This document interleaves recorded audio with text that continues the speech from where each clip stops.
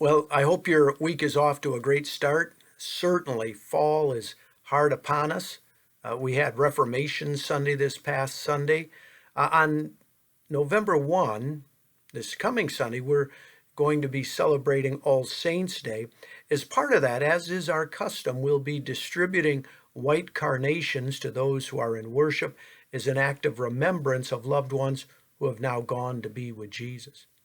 If you're still worshiping online and aren't here physically on Sunday, we are making provision for you to stop by and pick up a white carnation on Sunday, November 1, between 11 o'clock and noon at either one of our locations, at Meridian Campus or at Christ Campus. So we do want to make it available that all who would like to receive a white carnation in remembrance of a loved one who's gone to be with Jesus is able to receive one.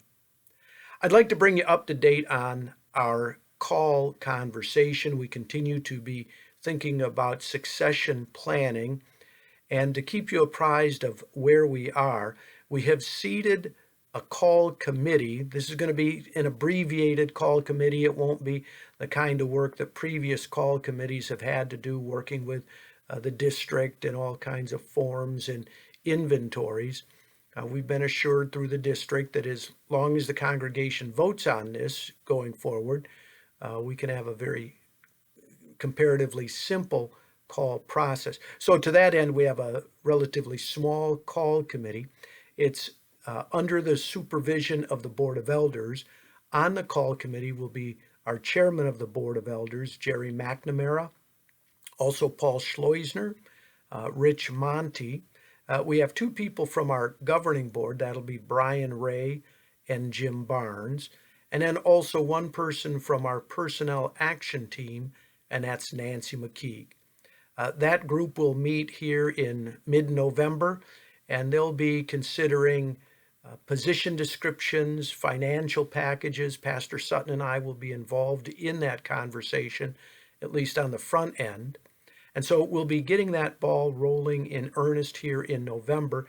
On November 30, we're going to have a voters' assembly meeting where we'll bring the congregation up to date on where we are in succession planning, what are we thinking. We want to hear questions from the congregation, get feedback from the congregation. And so November 30, that voters' meeting will be a status update on the process. We continue to hope, God willing, and the congregation being in agreement, we'll hold another voters' assembly meeting in January, where if all of the I's are dotted and the T's are crossed, the congregation will be in a position to extend a call to Pastor Sutton as the senior pastor of the congregation. And then we'll make that switch beginning the very first part of February. If you have any questions, observations, or suggestions about any of this, don't hesitate to reach out to anyone on the call committee. I want to ask that you would continue to keep this whole process in prayer. Remember, this is the Lord's congregation. This is your congregation, and that we want to make sure that God is at work in your midst, our midst, that his name might be hallowed, his kingdom would come, and especially in this case, that his will would be done. So lots of prayer as we seek to move forward in a modicum of stability, but also with an idea toward future expanded ministry as God wills and directs.